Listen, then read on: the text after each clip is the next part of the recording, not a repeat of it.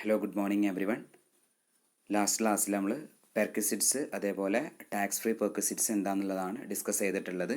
അപ്പം ഞാൻ കഴിഞ്ഞ ക്ലാസ്സിൽ പറഞ്ഞിട്ടുണ്ടായിരുന്നു പെർക്വിസിറ്റ്സ് പ്രധാനമായിട്ടും 3 ടൈപ്പാണ്. Perquisites taxable in case of taxable in all case of employees, taxable പെർക്കാണ് കേട്ടോ, in all case of employees.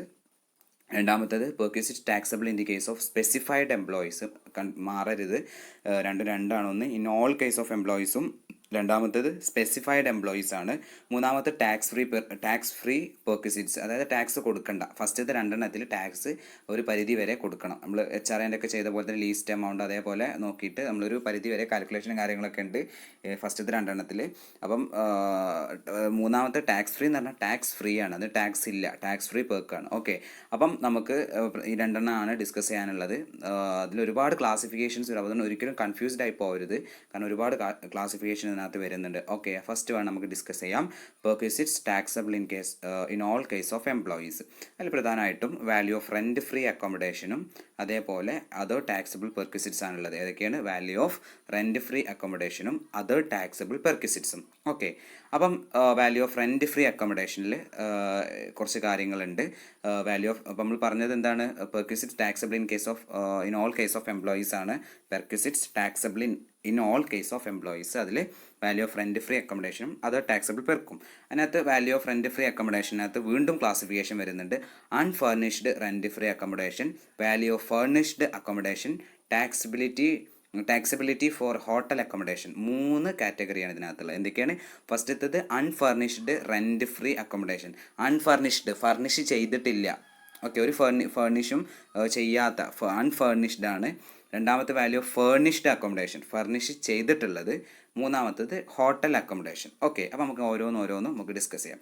ഫസ്റ്റത്തത് unfurnished rent free accommodation. അപ്പോൾ നമുക്കൊരു അൺഫർണിഷ്ഡ് റെൻറ്റ് ഫ്രീ അക്കോമഡേഷൻ, നമ്മുടെ ജോലി സ്ഥലത്ത് നമുക്കൊരു അൺഫർണിഷ്ഡ് റെൻറ്റ് ഫ്രീ അക്കോമഡേഷൻ ആണെങ്കിൽ അത് നമ്മുടെ എംപ്ലോയർ ആണ്.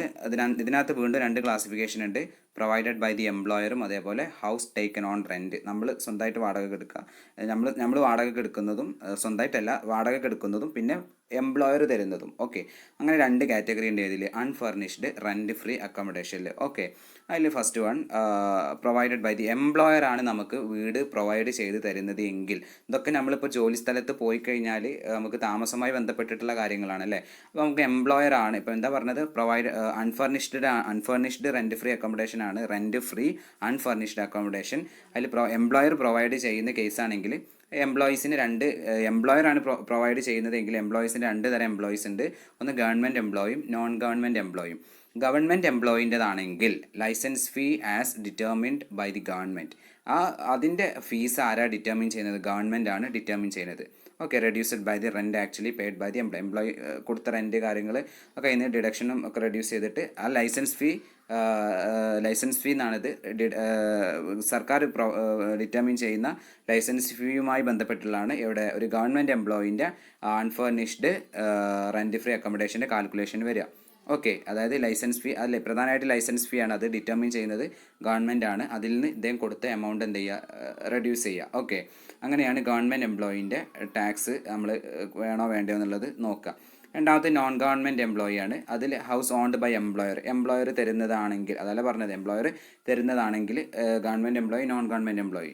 അത് ഗവൺമെൻറ് എംപ്ലോയിൻ്റെ പറഞ്ഞു ലൈസൻസ് ഫീ ഡിറ്റർമിൻ ചെയ്യുന്നത് ഗവൺമെൻറ് ആണ്, അതിനനുസരിച്ച് ഞാൻ ഡിപ്പെൻഡ് ചെയ്തിരിക്കും, അല്ലെങ്കിൽ അതിൽ നിന്ന് ഡിഡക്റ്റ് ചെയ്തിട്ടാന്ന് പറഞ്ഞു. നോൺ ഗവൺമെൻറ് എംപ്ലോയിൻ്റെ ആണെങ്കിൽ 15% of the salary in cities having population more than 25 lakh. അതായത് ഇദ്ദേഹം നിൽക്കുന്ന സിറ്റിയിൽ പോപ്പുലേഷൻ 25 ലക്ഷത്തിൽ കൂടുതലുണ്ടെങ്കിൽ സാലറീൻ്റെ 15% നമ്മളവിടെ കാൽക്കുലേറ്റ് ചെയ്യണം. ഓക്കെ, ഇദ്ദേഹം നിൽക്കുന്ന സിറ്റിയിൽ പോപ്പുലേഷൻ 25 ലക്ഷത്തിൽ കൂടുതലുണ്ടെങ്കിൽ ഇദ്ദേഹം സാലറീൻ്റെ 15% ടാക്സ് ആയിട്ട് അവിടെ കാണണം.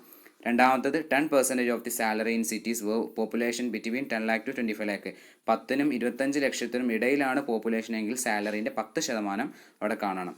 പിന്നെ 10 ലക്ഷമോ അതിൽ കുറവാണെങ്കിൽ സാലറീൻ്റെ 7.5% അവിടെ നമ്മൾ കാൽക്കുലേറ്റ് ചെയ്യണം. ഓക്കെ, അത് നമ്മൾ പ്രോബ്ലം ചെയ്യുമ്പോൾ ക്ലിയർ ആവും. അപ്പം പറഞ്ഞത് എന്താണ്?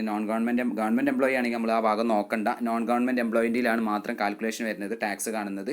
അത് 15%, 25 ലക്ഷത്തിൽ കൂടുതലാണെങ്കിൽ 15, 10ന് 25 ഇടയിലാണെങ്കിൽ 10% സാലറീൻ്റെ, 10 അല്ലെങ്കിൽ അതിൽ കുറവാണെങ്കിൽ 7.5% സാലറീൻ്റെ. അപ്പോൾ ഇത്രയും കാര്യങ്ങളാണ് ഏതിൽ പറഞ്ഞത്?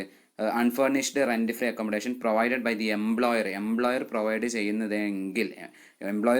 ചെയ്യുന്നതാണെങ്കിൽ അവിടെ രണ്ട് കാറ്റഗറിയാണ്, ഗവൺമെൻറ്റും നോൺ ഗവൺമെൻറ് എംപ്ലോയീസും. ഗവൺമെൻറ് എംപ്ലോയി ആണെങ്കിൽ നമ്മൾ മൈൻഡ് ആക്കണ്ട, നോൺ ഗവൺമെൻറ് എംപ്ലോയി ആണെങ്കിൽ നമ്മൾ കുറച്ച് കാര്യങ്ങൾ ശ്രദ്ധിക്കണം ടാക്സ് കൊടുക്കാൻ.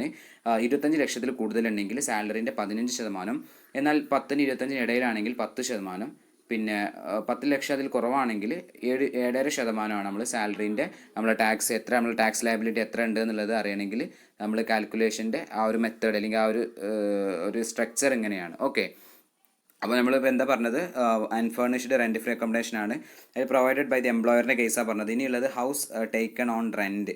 നമ്മൾ വീട് വാടക കെടുക്കുന്നതാണെങ്കിൽ actual amount of lease rent paid or payable by the employer. അതായത് നമ്മളിപ്പോൾ ഒരു വീട് വാടക കൊടുക്കുമ്പോൾ സ്വാഭാവികമായിട്ടും എന്താ പറയുക, അതിൻ്റെ റെൻറ്റ് കൊടുക്കും, ലീസ് അല്ലെങ്കിൽ ലീസ് എമൗണ്ട് അല്ലെങ്കിൽ റെൻറ്റ് എമൗണ്ട് നമ്മൾ കൊടുക്കും. അപ്പം എംപ്ലോയർ അവിടെ കൊടുത്തിക്കണമെങ്കിൽ ആ എമൗണ്ട്, ഓക്കെ, ആ amount or 15% of the salary which ever is lower.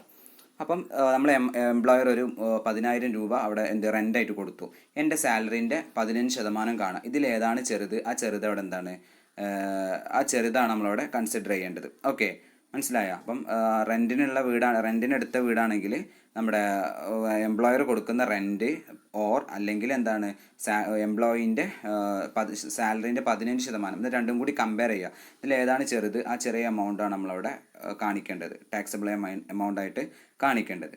Okay, പിന്നെ പറഞ്ഞ വാല്യൂ ഓഫ് ഫേർണിഷ്ഡ് അക്കോമഡേഷൻ. അത് അൺഫർണിഷ്ഡാണ് പറഞ്ഞത്. ഫേർണിഷ്ഡ് ആണെങ്കിൽ എന്താണ്, നമ്മുടെ അക്കോമഡേഷൻ ചാർജ് അതിൻ്റെ value plus 10% of the cost of ഫർണിച്ചറുകൾ. ഫർണിഷ്ഡ് ആകുമ്പോൾ സ്വാഭാവികമായിട്ടാണ് ഫർണിച്ചർ ഉണ്ടാവും, TV, റേഡിയോ, റെഫ്രിജറേറ്റർ, AC അല്ലേ, അതർ ഫേർണിഷ്ഡ് ഐറ്റംസ് ഉണ്ടാവും അല്ലേ. അപ്പം അതിൻ്റെയൊക്കെ 10% നമ്മളെ value of accommodation plus means അതിൻ്റെ വാല്യൂ എത്രയാണ്, ആ വാല്യൂ പ്ലസ് പ്രോബ്ലം ചെയ്യുമ്പോൾ നമുക്ക് മനസ്സിലാവും, plus 10% of the cost of ഫർണിച്ചറിൻ്റെ 10% കോസ്റ്റാണ് നമ്മളവിടെ കാണേണ്ടത്. ടാക്സബിൾ എമൗണ്ട് കാണുമ്പോൾ അതിൻ്റെ വാല്യൂ പ്ലസ് 10% ഓഫ് ഫർണിച്ചേഴ്സ് അല്ലേ, അതായത് TV, റേഡിയോ, ഇതിൻ്റെയൊക്കെ കോസ്റ്റിൻ്റെ 10% കാണുക. ഇനിയുള്ളത് ടാക്സബിലിറ്റി ഫോർ ഹോട്ടൽ അക്കോമഡേഷൻ. ഹോട്ടലിലാണ് താമസിക്കുന്നതെങ്കിൽ അൺഫർണിഷ്ഡ് അക്കോമഡേഷൻ ആണെങ്കിൽ, ഹോട്ടൽ അൺഫർണിഷ്ഡ് ആണെങ്കിൽ അവിടെ എന്ത് കൊടുക്കണ്ട, it is not taxable, tax കൊടുക്കണ്ട. ഓക്കെ, ടാക്സ് കൊടുക്കേണ്ട ഒരു ആവശ്യമില്ല. എന്നാൽ ഫർണിഷ് ചെയ്തതാണെങ്കിൽ actual charges paid or payable for such hotel, അതായത് എത്രയാണോ ആ ചാർജ് കൊടുത്തിട്ടുള്ളത് ആ എമൗണ്ട്, ഒരു 10,000 ആണെങ്കിൽ 10,000, അല്ലെങ്കിൽ 24% ഓഫ് ദി സാലറീൻ്റെ 24%, whichever is less will be taxable. ഏറ്റവും ചെറുത് ഏതാണ്, ആ ചെറിയ എമൗണ്ട് എന്താണ്, ടാക്സബിൾ ആണ്. ഓക്കെ, അപ്പം നമ്മൾ സ്വാഭാവികമായിട്ട് ഒരു ഹോട്ടലിൽ മുറി എടുക്കാൻ പോവുകയാണ്, അതിൽ ഫർണിഷ് ചെയ്യാത്തതാണെങ്കിൽ അതെന്താണ് ടാക്സിൻ്റെ പരിധിയിൽ വരില്ല, നമ്മൾ എന്താ പറയുക ടാക്സ് കൊടുക്കേണ്ട, we will not be taxable അല്ലേ, വി വിൽ നോട്ട് ടാക്സബിൾ, അത് നമ്മൾ ടാക്സബിൾ അല്ലേ, ടാക്സ് കൊടുക്കേണ്ട ബാധ്യത നമുക്ക് ഇല്ല. എന്നാൽ ഫർണിഷ് ചെയ്തതാണെങ്കിൽ അവിടെ നമ്മൾ എത്രയാണോ നമ്മൾ റെൻറ്റ് കൊടുക്കണം, 10,000 രൂപയ്ക്ക് ഞാനിപ്പോൾ അതെടുത്തു, 10,000 റൂം ഹോട്ടലിൽ 10,000 ഒരു 5,000 രൂപയ്ക്ക് ഞാൻ റൂം എടുത്തു. പിന്നെ എൻ്റെ സാലറീൻ്റെ 24% നോക്കും. ഇത് രണ്ടും കൂടി കമ്പയർ ചെയ്തിട്ട് ഏതാണ് ചെറിയ എമൗണ്ട്, ആ ചെറിയ എമൗണ്ട് നമ്മൾ എന്ത് കൊടുക്കും, ടാക്സ് കൊടുക്കും. ഇതാണ് ഹോട്ടൽ ടാക്സബിലിറ്റി ഫോർ ഹോട്ടൽ അക്കോമഡേഷൻ്റെ കേസ് പറയുന്നത്. ഓക്കെ, അപ്പം നമ്മളിപ്പോൾ പറഞ്ഞു പ്രധാനമായിട്ടും അൺഫർണിഷ്ഡിൽ പറഞ്ഞു. അൺഫർണിഷ്ഡിൽ രണ്ട് കാര്യമാണ്, എംപ്ലോയറാണ് പ്രൊവൈഡ് ചെയ്യുന്നതെങ്കിൽ അത് എംപ്ലോയറിനെ രണ്ടായിട്ട് തരംതിരിക്കുന്നതിന് ഗവൺമെൻറ് എംപ്ലോയി, നോൺ ഗവൺമെൻറ് എംപ്ലോയും. ഗവൺമെൻറ് എംപ്ലോയി നമ്മൾ കൺസിഡർ ചെയ്യേണ്ട, licence fee determined by the ഗവൺമെൻറ്റിൽ നിന്ന് അവരെ എത്രയാണ് അവർ കൊടുക്കുന്ന എമൗണ്ട്, ആ എമൗണ്ട് എന്ന് ലെസ് ചെയ്തിട്ട് കാണിക്കുകയാണ്. രണ്ടാമത്തെ നോൺ ഗവൺമെൻറ് എംപ്ലോയീസ് ആണ്, അതിൽ 25 ലക്ഷത്തിന് കൂടുതൽ പോപ്പുലേഷൻ ഈ 15, 10 to 25, 10%, then below 10 or below 10 lakh ആണെങ്കിൽ 7.5% ആണ് നമ്മൾ ടാക്സ് കൊടുക്കേണ്ടത്, അല്ലെ ടാക്സിന് നമ്മൾ കാൽക്കുലേറ്റ് ചെയ്യേണ്ടത്. പിന്നെ അതിനകത്ത് പറഞ്ഞത് എന്താണ്, പിന്നെ ഉള്ളത് വാല്യൂ ഓഫ് ഫേർണിഷ്ഡ് അക്കോമഡേഷൻ ആണ്. അതിനകത്ത് ഹൗസ് റെൻ്റ് ഉണ്ട് അല്ലേ, അതായത് നമ്മൾ റെൻറ്റിന് എടുക്കുകയാണെങ്കിൽ 15% ഓഫ് സാലറി, പിന്നെ എത്രയാണ് എമൗണ്ട് കൊടുത്തിട്ടുള്ളത് അത് രണ്ടും കൂടി കമ്പയർ ചെയ്തിട്ട് ഏറ്റവും ചെറിയ എമൗണ്ട് നോക്കുക, ചെറിയ എമൗണ്ട് നമ്മൾ എന്ത് കൊടുക്കുക, ടാക്സ് കൊടുക്കുക. പിന്നെ വാല്യൂ ഓഫ് ഫർണിഷ്ഡ് അക്കോമഡേഷൻ ആണ്. ഫർണിഷ്ഡ് അക്കോമഡേഷൻ ആണെങ്കിൽ അത് ഫർണിഷിൻ്റെ value plus 10% of the cost of furnitures അല്ലേ, കോസ്റ്റ് ഓഫ് ഫർണിച്ചറിൻ്റെ 10% കോസ്റ്റ് പ്ലസ്, അതാണ് ടാക്സബിൾ എമൗണ്ട് ആയിട്ട് നമ്മളവിടെ കൺസിഡർ ചെയ്യുക. പിന്നെ ഹോട്ടലാണെങ്കിൽ ഫർണിഷ് ചെയ്യാത്ത റൂമാണെങ്കിൽ നമ്മൾ ഹോട്ടലാണെങ്കിൽ അല്ലെങ്കിൽ റൂമാണെങ്കിൽ അതെന്താണ് it is not taxable, tax കൊടുക്കേണ്ട ആവശ്യമില്ല. എന്നാൽ ഫർണിഷ് ചെയ്തതാണെങ്കിൽ നമ്മൾ റൂമിന് ഒരു എമൗണ്ട് കൊടുക്കും. ആ എമൗണ്ട് ഓർ 24% ഓഫ് ദി സാലറിൻ്റെ 24% നമ്മൾ കാണണം. എന്നിട്ട് രണ്ടും കൂടി കമ്പയർ ചെയ്തിട്ട് ഏതാണോ ചെറിയ എമൗണ്ട് ആ ചെറിയ എമൗണ്ട് നമ്മൾ എന്താണ് ടാക്സബിൾ എമൗണ്ട് ആയിട്ട് കാണിക്കും. ഓക്കെ. പിന്നെ അതർ ടാക്സബിൾ പെർക്വിസിറ്റ്സ് ഉണ്ട്. ഫസ്റ്റ് എന്ന് പറഞ്ഞു കഴിഞ്ഞാൽ amount paid by an employer in respect of any obligation, പിന്നെ assurance on the life of the employee, പിന്നെ use of movable asset, holiday enjoyment, interest free or concessional loan, free meals. ഇതൊക്കെ other taxable ഇതിനൊക്കെ നമ്മൾ tax കൊടുക്കണം. Other taxable പെർക്വിസിറ്റ്സ് ആണ് ഈ പറഞ്ഞിട്ടുള്ള points. അപ്പോൾ ജസ്റ്റ് ഒന്ന് വായിച്ച് നോക്കുക. അപ്പോൾ ഇന്ന് പറഞ്ഞതിൽ ഒരുപാട് ക്ലാസിഫിക്കേഷൻസ് വരുന്നുണ്ട്. ഒരിക്കലും കൺഫ്യൂസ്ഡ് ആവരുത്. നമ്മുടെ ടാക്സ് നമ്മൾ താമസവുമായി അക്കോമഡേഷനുമായി ബന്ധപ്പെട്ട് ടാക്സ് കൊടുക്കുന്നതും കൊടുക്കാത്തതുമായി ബന്ധപ്പെട്ടുള്ള കാര്യങ്ങളാണ് നമ്മൾ ഡിസ്കസ് ചെയ്തിട്ടുള്ളത്. എല്ലാവരും വീഡിയോ മുഴുവനായിട്ട് കാണുക. എന്തെങ്കിലും ഡൗട്ട്സ് ഉണ്ടെങ്കിൽ ചോദിക്കുക. Okay, thank